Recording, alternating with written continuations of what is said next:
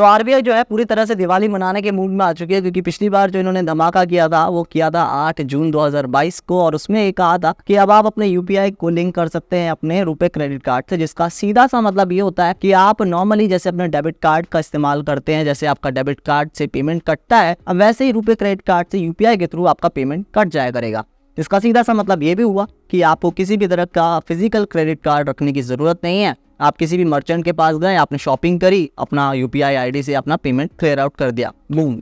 और इसी के वजह से जो रुपे क्रेडिट कार्ड का जो एक्सेप्टेंस है वो इंडिया में तो खासकर काफी ज्यादा बढ़ चुका है एज कंपेयर करें हम वीजा और मास्टर कार्ड से, क्योंकि अभी तक लोग इसे ज्यादा इसलिए भी एक्सेप्ट नहीं करते थे क्योंकि इस पे जो कैशबैक एंड रिवॉर्ड्स के रेट हैं कम रहते थे as compare to Visa and master card. लेकिन यूपीआई एक ऐसा भागता हुआ घोड़ा है और भारत सरकार का प्रोडक्ट है, तो भारत सरकार को लगा कि इस भागते हुए घोड़े पे हमें अपने खुद का रुपे का जो नेटवर्क है उसको प्रमोट करना चाहिए। इसी वजह से उन्होंने यूपीआई के साथ अपना खुद का रुपए का नेटवर्क जो है जोड़ दिया। यहाँ पे ध्यान से देखिएगा, आप पाएंगे कि भारत सरकार ने बाहर की कंपनी को यानी कि वीजा या मास्टर कार्ड को अलाउमेंट नहीं करी है। भारत सरकार ने अपने खुद के स्वदेशी प्रोडक्ट यानी कि रुपए नेटवर्क को ही अलाउ करा है। तो इससे सीधा सा क्या साबित करना चाहती है सरकार की सरकार चाहती है कि आप ज्यादा से ज्यादा रुपे नेटवर्क का इस्तेमाल करें। इसी के साथ ही अब ये जो सर्कुलर निकाला है इसके जरिए भी सरकार एक तरह से आपसे ये कह रही है कि ज्यादा से ज्यादा आप रुपे नेटवर्क का इस्तेमाल करें।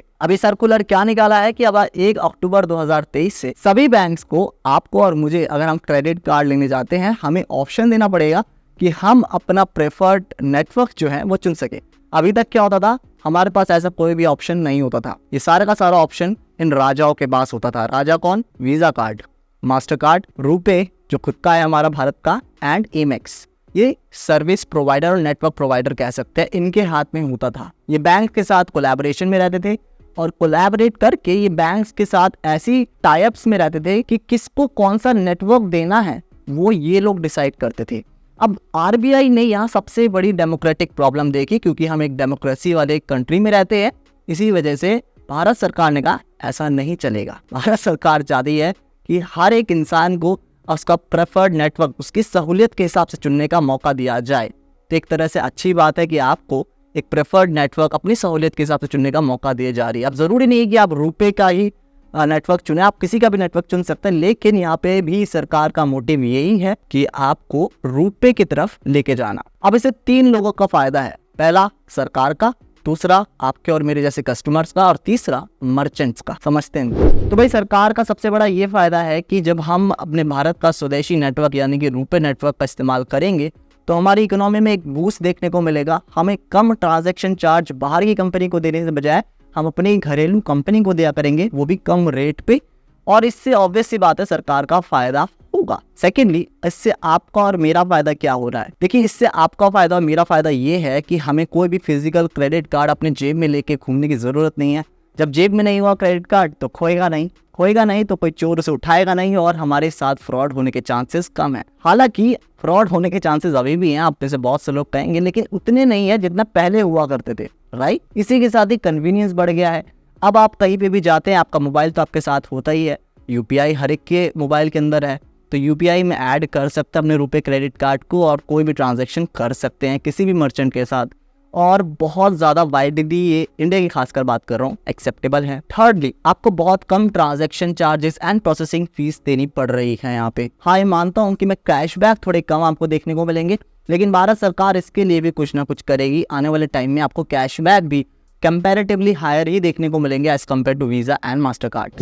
अब बात करते हैं मर्चेंट्स की कि मर्चेंट्स को क्या फायदा होगा। भाई मर्चेंट्स को सबसे बड़ा फायदा ये होगा कि उनको वो मशीन, जो पीओएस मशीन होती है, वो रखना नहीं पड़ेगा, उनको पूरा सेटअप का खर्चा बच जाएगा। उन्हें बस अपने एक वो जो स्कैनर है वो चिपकाना है और उसी से आपका आराम से पेमेंट हो जाया करेगा। तो उनको तो बहुत ज़्यादा फायदा, उनकी प्रोसेसिंग फीस जो कटती है वो नहीं कटा करेगी। तो एक तरह से देखा जाए, सरकार खुश क्योंकि हमारी इकोनॉमी में बढ़ावा आ रहा है, आप खुश क्योंकि आपको कन्वीनियंस मिल रही है और अच्छे खासे कैशबैक भी एक तरह से मिल रहा है, मर्चेंट भी खुश, मर्चेंट को भी प्रोसेसिंग फीस नहीं देनी पड़ रही बाहर की विदेशी कंपनी को, जो भी है अपने घर का घर में ही रह रहा है। तो एक तरह से इसी वजह से सरकार रुपे क्रेडिट कार्ड्स को या रुपे नेटवर्क को बहुत ज़्यादा बढ़ावा देना चाहती है। इन दो सर्कुलर से हमें ये पता चल गया है। अगर मैं बात करूं आने वाले 5 से 6 सालों में, तो रुपए क्रेडिट कार्ड या रुपए नेटवर्क जो है वो डोमिनेट करने वाला है, खासकर भारत में। अगर मैं कंपेयर करूं उसे वीजा के साथ या मास्टर कार्ड नेटवर्क के साथ। क्यों? क्योंकि उसको मंजूरी मिल चुकी है यूपीआई के साथ,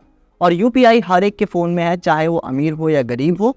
तो ऑब्वियसली हर एक कन्वीनियंस की तरफ भागता है। तो कन्वीनियंस को देखते हुए और पोटेंशियल ग्रोथ को देखते हुए रुपे क्रेडिट कार्ड का जो फ्यूचर है काफी ज्यादा ब्राइट नजर आता है। और ऑब्वियसली इससे तीनों का फायदा हो रहा है, आपका, मेरा, गवर्नमेंट का और मर्चेंट्स का। तो यहाँ से एक बात साफ हो गई कि इंटरनेशनली भले ही रुपए को इतनी एक्सेप्टेंस मिले ना मिले, लेकिन भारत में तो ये जीत के ही रहेगा। तो ये था दोस्तों आज की इस वीडियो का सार, जिसमें मैंने हर एक चीज इन डिटेल बताने की कोशिश करी है। अगर आपके मन में कोई भी सवाल हो तो आप मुझसे कमेंट में पूछ सकते हैं, और आप मुझे इंस्टाग्राम पे फॉलो कर सकते हैं। ये रहा मेरा इंस्टाग्राम, ठीक है, यहाँ आके फॉलो कर सकते हैं, मुझसे बातचीत कर सकते हैं।